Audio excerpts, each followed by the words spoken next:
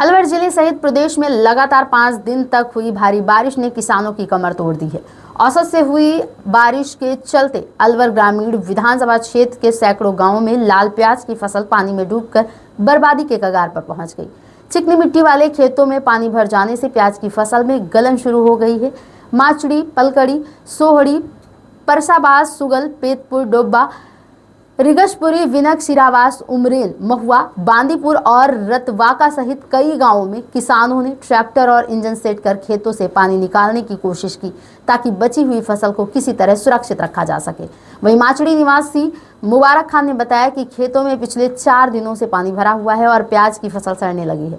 किसानों का कहना है कि बारिश से भारी नुकसान हुआ है और उनकी साल भर की मेहनत डूब गई। किसान छोटे खान, जाकिर खान, रामजी लाल बैंसला, निहाल गुज्जर, पदमचंद, हीरालाल और पेमा राम ने बताया कि लाल प्याज की पूरी फसल नष्ट हो रही है।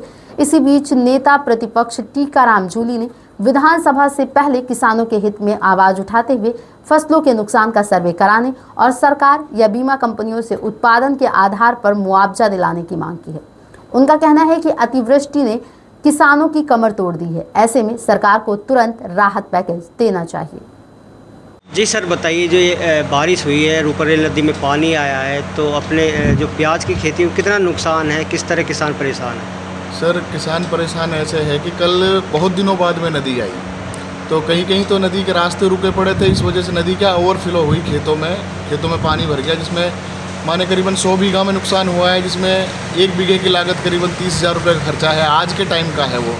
और यहाँ से आगे खर्चा और भी होता है, पर जिन खेतों में ज़्यादा पानी भरा पड़ा है सर, उनमें तो प्याज बिल्कुल ही नष्ट हो गई है और बहुत नुकसान हुआ है सर किसानों का। ये नहीं देता क्या सर, प्रशासन का एक्चुअली क्या है कि ये नदी ये माने कि आप करीबन 2-3 साल बाद में आई है।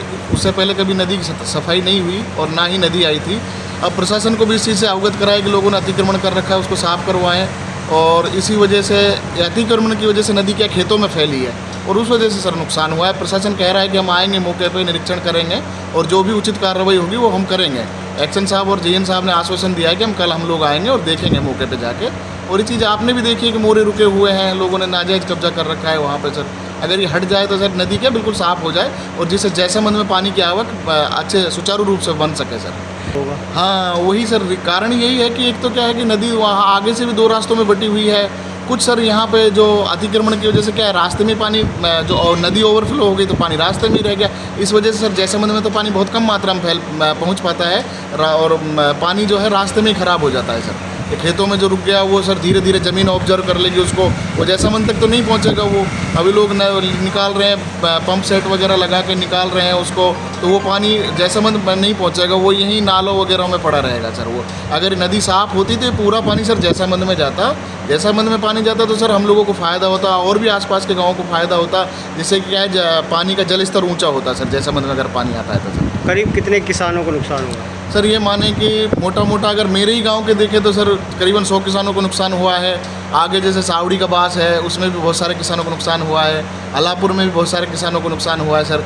और माचड़ी गांव में तो करीबन माने 100-150 किसानों को नुकसान हुआ है सर। बहुत किसान की सर जो मेन फसल है हमारे यहाँ की जो है, हम लोग बाजरा नहीं लगाते, सरसों नहीं लगाते सर। पहले सब्जियाँ उगाते थे, अब सब्जियाँ भी बंद कर दी हैं, ओनली प्याज पर निर्भर हैं सर हम।